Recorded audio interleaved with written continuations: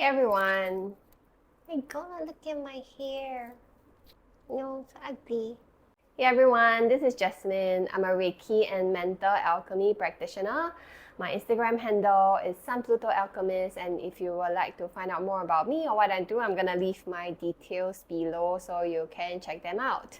Okay, I'm a bit tired and I'm actually having a headache the whole day. I'm not very sure what happened, but I think I'm in the wrong sleeping position last night.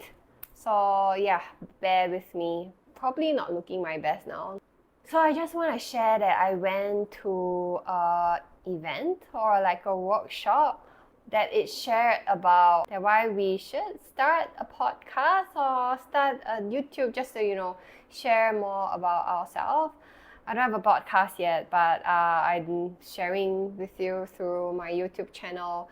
I think just solely the reason because I'm a tech idiot. I just haven't been able to figure out how to use a podcast yet. Hopefully, I'm gonna get to it sooner or later. But anyway, the thing that I really wanted to share is that it triggered my social anxiety pretty hard during that event.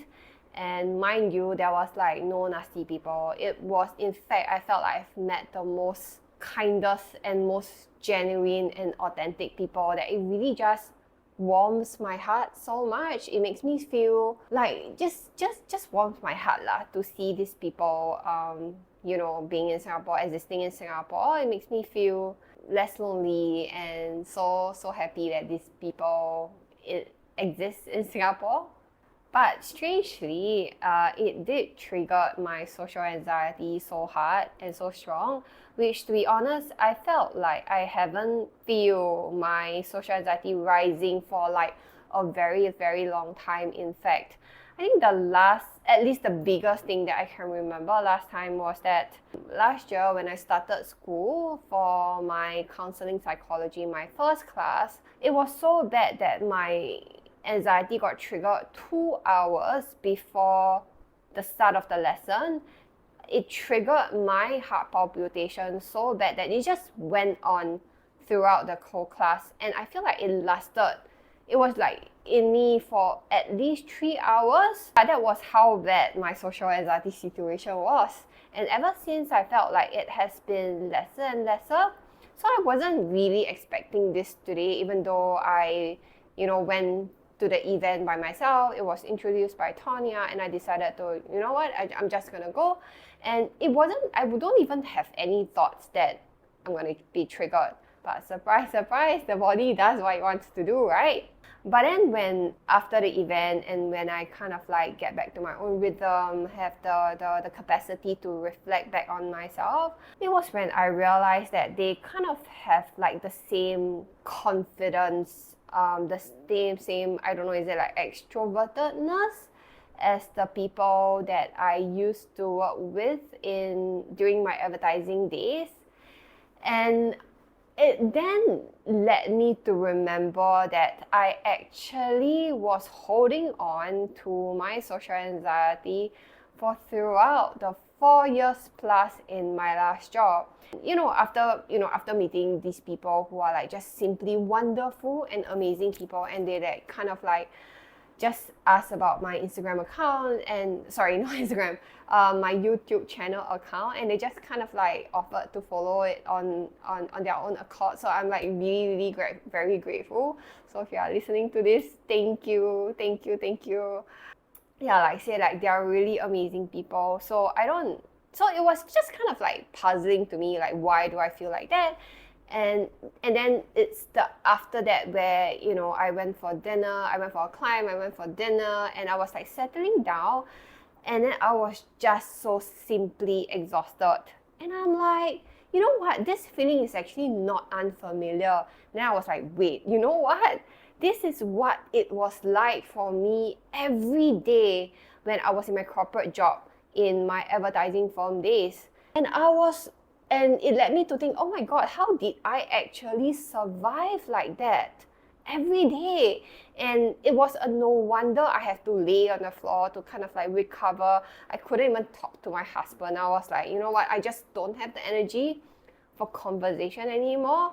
And I kind of like sometimes just eat in silence, and sometimes I have to distract myself with like shows, with like, just doom scrolling lah, basically. And I'm like, oh my God, how did I actually be in that state every day, almost every day, in fact? And then I start to reflect, like, why did I feel that way, and the people. And then I realized that I found this similarity, which I was saying, like the extrovertedness, and how comfortable they are in their skin. I mean, that's besides the fact that everybody is like so well spoken and they all look so well put together. But I mean, like, look at me. I was in workout outfit. I was like preparing to go workout, and I think it triggered me in the sense of like, I always feel like I wasn't well spoken.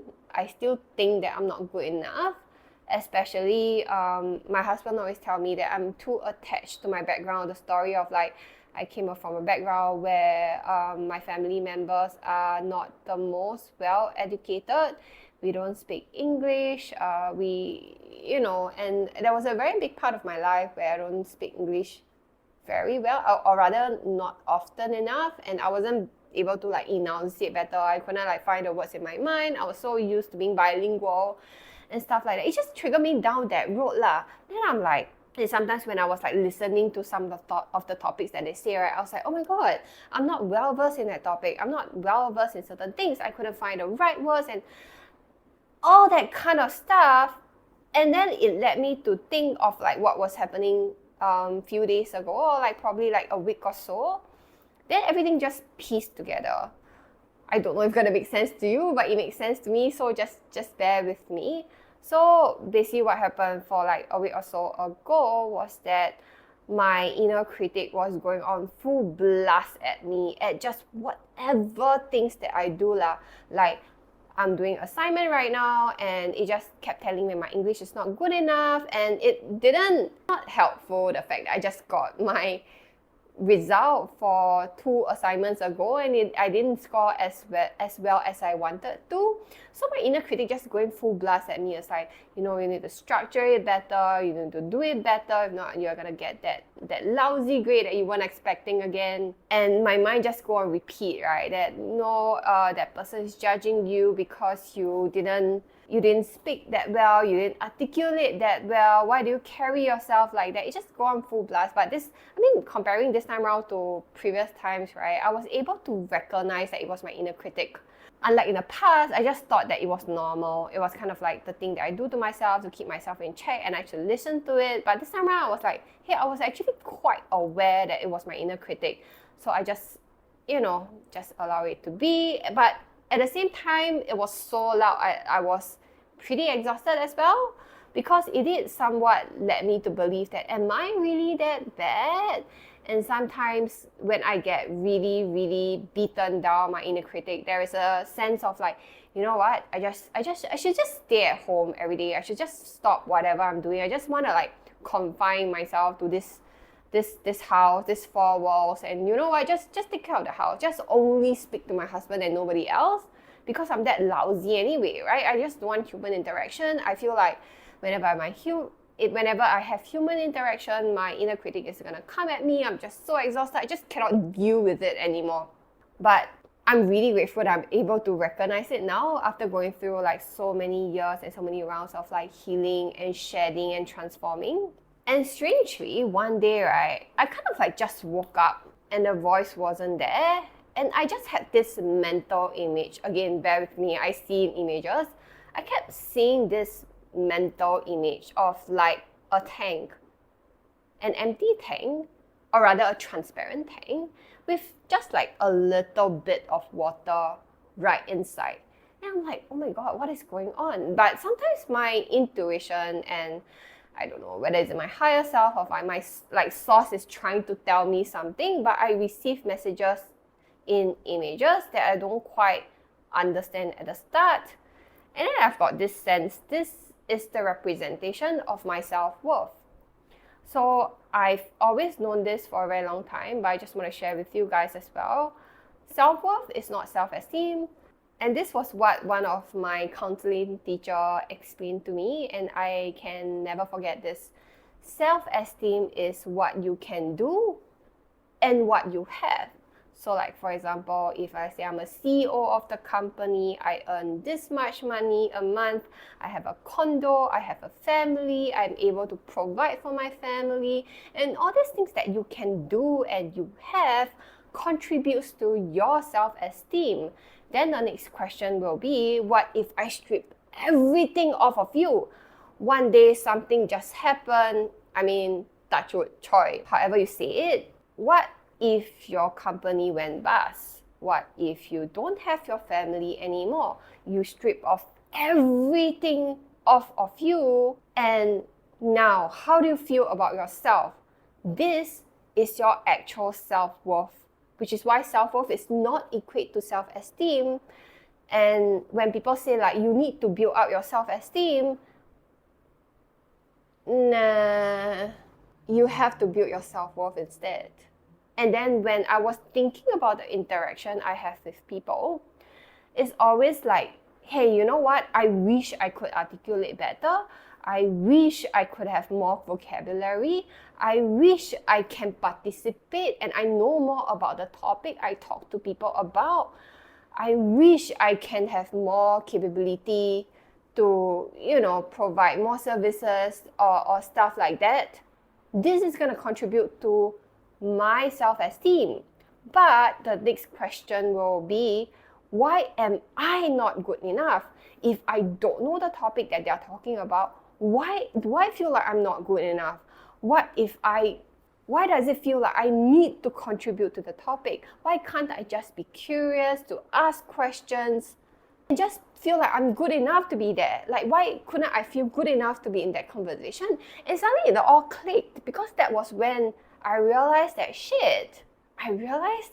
this is exactly what people are talking about. Especially, I've went through my astrology reading with Tonya before, and I am very, very much aware of the fact that I have Saturn in my second house, which is pinpointing that I need to build on my self-worth. And I've never really known what it means. I kind of know that I'm not the most confident person. I know that I'm always like fidgety, and when I'm been surrounded by like good enough people or like confident people, I don't feel like I'm good enough.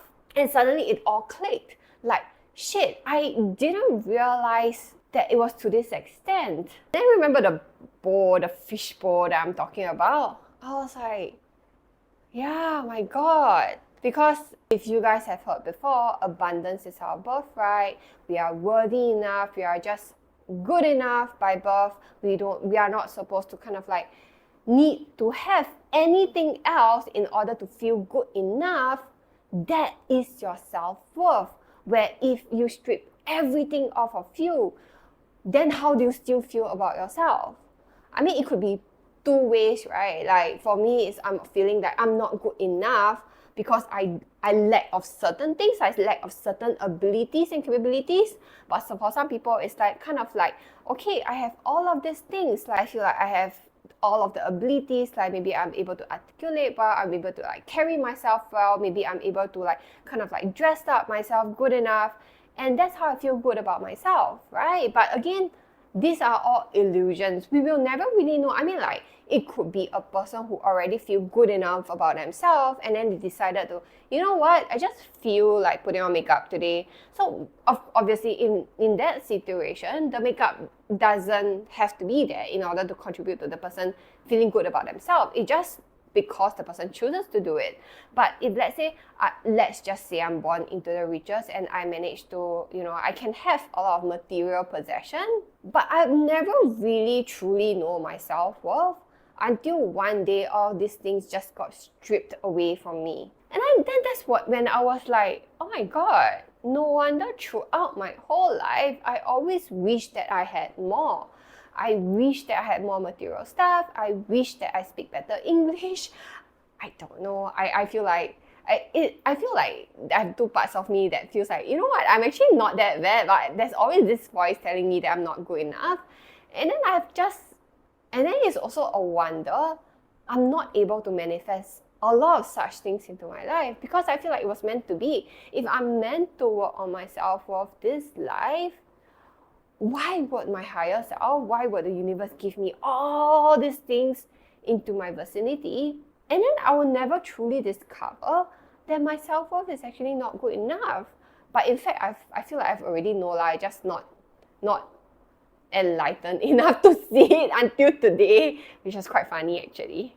So which brings me to me wanting to talk about this phrase which I've been hearing like a lot, which is fake it till you make it. I mean, I get it. Like I was just telling my husband that there are so many people out there who practices this, and even I heard of like a very prestige school out there, when they teach, right, they would always say that it doesn't matter whether you are sure about the information that you say, sure about the things that you say. You just, the thing that you need to do is to always put up a confident front. It doesn't matter how you feel, you just need to appear to be confident, which I feel like it equates to the phrase of like, fake it till you make it. But I've got this image in my mind, right, which is obviously it ties in with the self-esteem.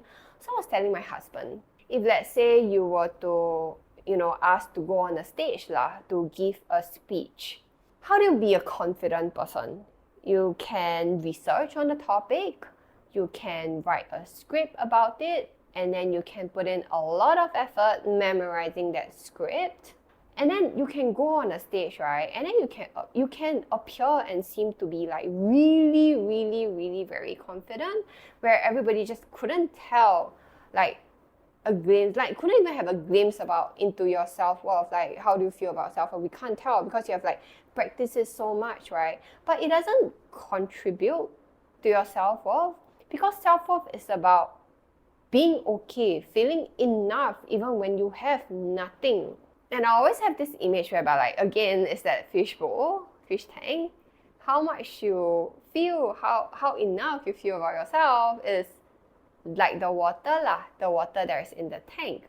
But whatever you do to build your confidence, to build your self-esteem, you're attracting water to you as well, but they're always going to stay outside of the tank. So think about like the most perfect person. I don't know, maybe let's just say a woman that you see, she's like the most well-dressed, she goes to the gym regularly, she has like the best figure, she goes to the salon regularly, she has like the best silky hair. If let's say she doesn't have like the best feature and then she went to do plastic surgery, she meets every single thing where social construct wise, right, they will tell you like this is the perfect woman, and when you look at her, she's gonna seem poised, she's gonna stand up straight, she's gonna appear to be so confident.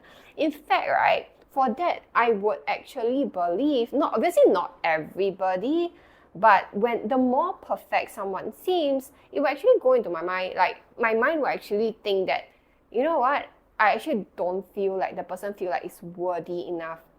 In fact, on the opposite spectrum, where you have someone who seems less perfect, who don't fit into the social construct about how the society decides whether you are good enough and stuff like that, they don't fit in there, but they look comfortable in their own skin, they look enough. These are the people who has true self-worth. It is the moment when you don't have anything, but you still feel like you have enough to offer the world. Yeah, I feel like that's when you know you are there. After speaking so much, right, this is the moment where I go, shit, I think my self-worth is in the drain still. and I really need to work on myself. And again, I'm just gonna add they say that it's your solar plexus, it's your worth, it's your confidence that contributes to your ability to manifest.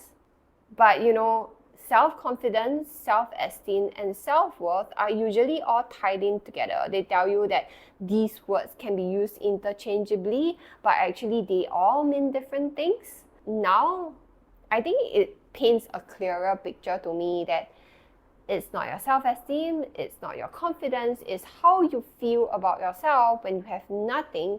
It is your self-worth that is the pillar to your manifestation level, to your ability to truly manifest the things that you want. And then that's where I go like, oh shit, no wonder it's so hard for me to manifest stuff. I think my higher self has been like waiting for this moment for me to realize this about myself. I hope this makes sense to you. I think it makes sense in my mind, probably not explaining it too well right now because I probably need a bit of time to integrate this information on this epiphany into my system first. So thank you for listening if you're listening. This is Jasmine. I'm a Reiki and Mental Alchemy practitioner. Love you guys. Like and subscribe if you like what you hear. Bye!